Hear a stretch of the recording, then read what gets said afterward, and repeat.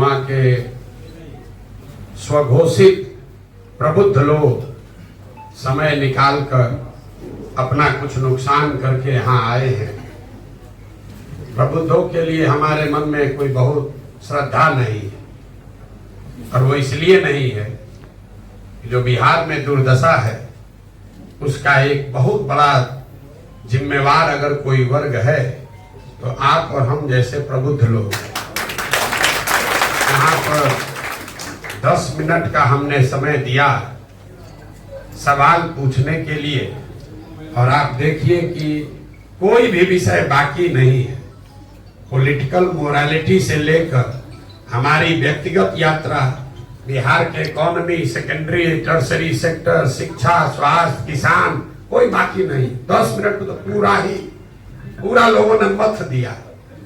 आप जैसे लोगों के लिए आज से सैकड़ों साल पहले ग्रीस में एक बहुत बड़े दार्शनिक हुए, उनका नाम था प्लेटो। उन्होंने बिहार के प्रबुद्धों जैसे लोगों के लिए, इस कम्युनिटी के लिए बहुत अच्छी बात बोली। If you do not participate in democracy, be ready to be ruled by your inferiors. अगर आप समाज में, राजनीति में भागीदार नहीं बनिएगा तो इस बात के लिए तैयार रहिए कि समाज का कोई मूर्ख आदमी राजा बनकर आप पर शासन करेगा। जितने ये प्रबुद्ध लोग बैठे हुए हैं, आपकी दुर्दशा इसलिए है कि आप सोचे कि राजनीति में हम काहे जाएंगे, तो बड़ा गंदा है, ये तो हमारे बस का नहीं है। तो जो मूर्ख है, जो लंपट है, बदमाश है, वो राजा बनकर बिहार को बर्बाद कर रहा है। हम क्यों दोष दें किसी को, जब हम खुद अपने को होशियार समझते हैं, पढ़ा लिखा काबिल समझते हैं, और अगर हम बिहार में प्रयास नहीं कर रहे हैं तो दूसरे को क्यों दोष दे रहे हैं। यहाँ बैठ के इतना लंबा बात कर दिए। आपने कहा कि भैया शिक्षा कैसे सुधारिएगा, जाति से कैसे निपटिएगा, किसानी कैसे ठीक होगा। पीछे से लड़के पूछ रहे हैं, हम स्टूडेंट हैं।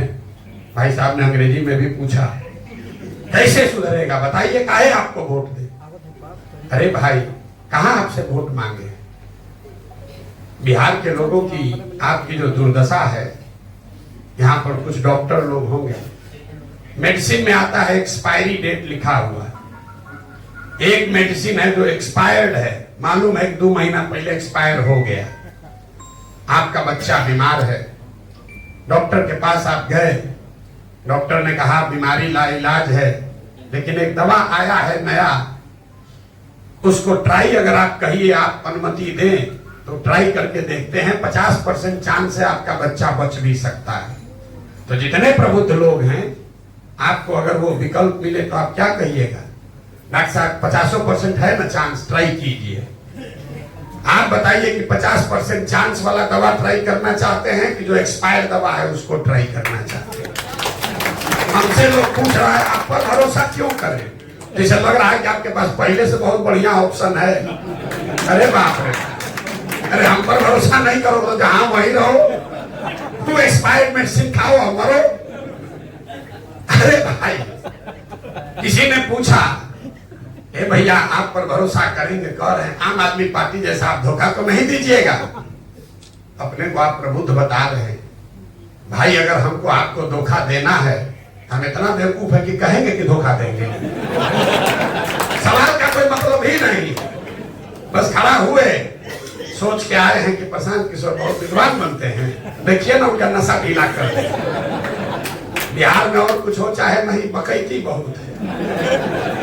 आज तो इनको पूछ के बता ही देंगे। तो लड़का अंग्रेजी में पीछे से बोला, primary sector, secondary sector, tertiary sector की बिहार के नेता को तो पता होगा नहीं कि क्या होता है। जो उसमें गलती भी बोल दिया, उसकी गलती नहीं है, नया लड़का है। भैया प्राइमरी सेक्टर एग्रीकल्चर है, सेकेंडरी सेक्टर मजदूरी नहीं है, मैन्युफैक्चरिंग है, और टर्सरी सेक्टर सर्विस सेक्टर है। ठीक है, तो सवाल पूछिए, जो उसमें अच्छी बात है, आपको अवसर दिए हैं, आपका जवाब भी देंगे। लेकिन ऐसा मत समझिए कि सब आदमी बेवकूफ है कि आप 2 अंग्रेजी में सवाल पूछ दीजिएगा तो हम घबरा जाएंगे। ये बिहार की दुर्दशा है, ये ज्ञान की भूमि रही है, लेकिन हम लोगों ने ऐसी अपनी दुर्दशा बना ली है यहाँ पर जो गंजी शर्ट के ऊपर गंजी पहन ले उसी को लोग नेता मानता है। जिसको भाषा का विषय का ज्ञान नहीं है तो कहता है जमीनी नेता है। कोई पढ़ा लिखा आदमी खड़ा हो जाए तो सो कॉल्ड प्रबुद्ध लोग, समाज की चिंता करने वाले लोग अपने दुकान अपने घर में बैठ के हंसता है। खड़ा हुए हैं बिहार में, कोई पूछेगा देखना ना हार जाएंगे कैसे पता चल जाएगा। आप हंस रहे हैं।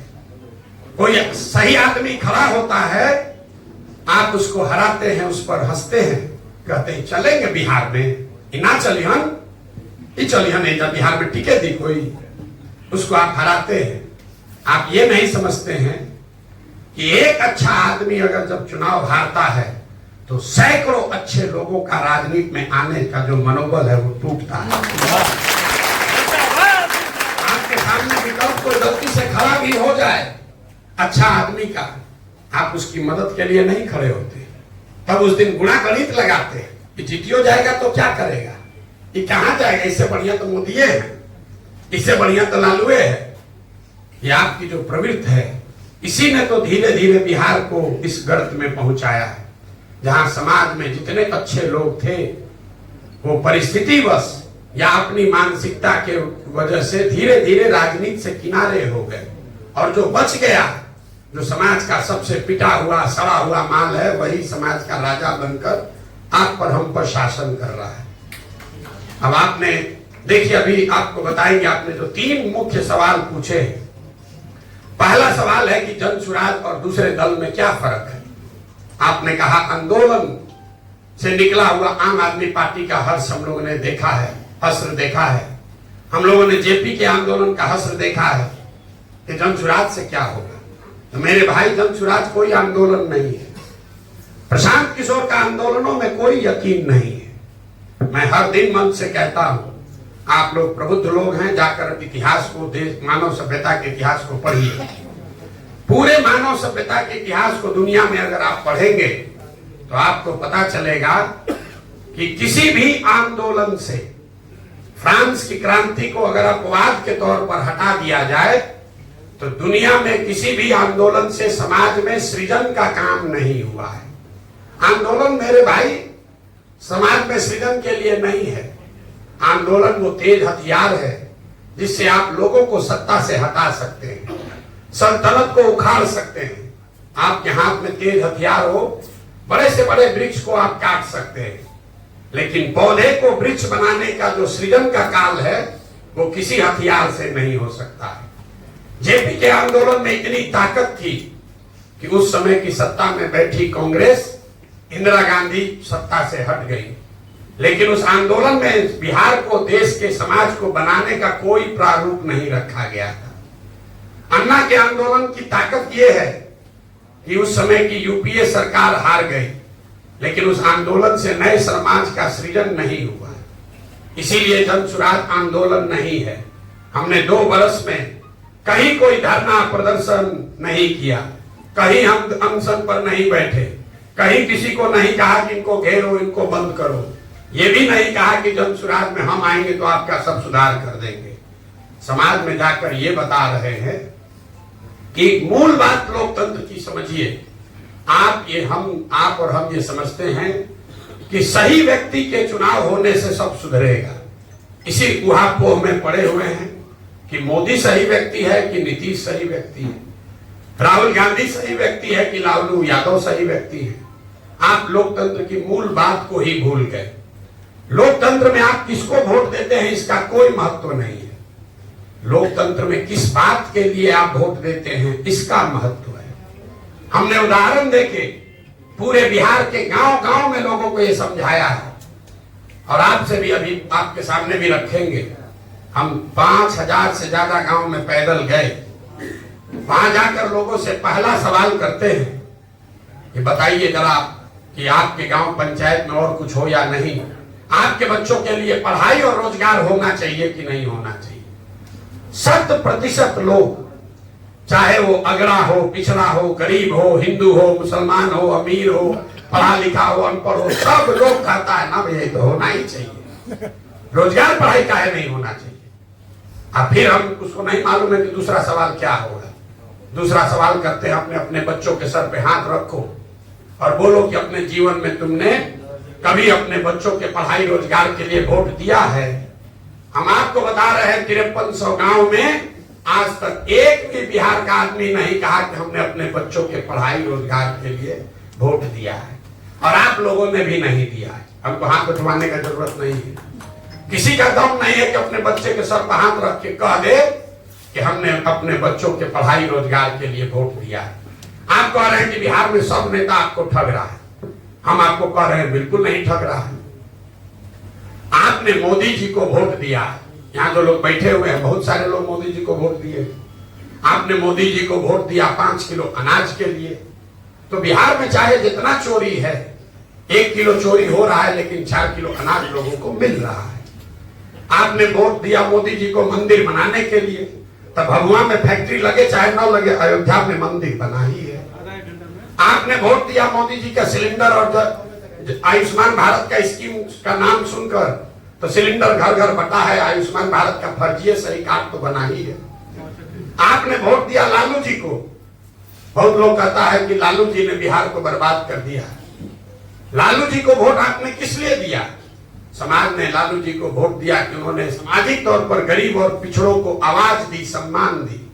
और जो लोग भी बिहार की राजनीति को, धरती को करीब से जानते समझते हैं, उसको ये मानने में गुरेज नहीं करना चाहिए कि लालू जी के राज में भले कुछ ना हुआ, सड़क बिजली पानी नहीं हुआ, रोजगार नहीं हुआ, पढ़ाई नहीं हुआ, लेकिन जो सामाजिक तौर पर पिछड़े और गरीब लोग हैं उनको आवाज और सम्मान जरूर मिला है।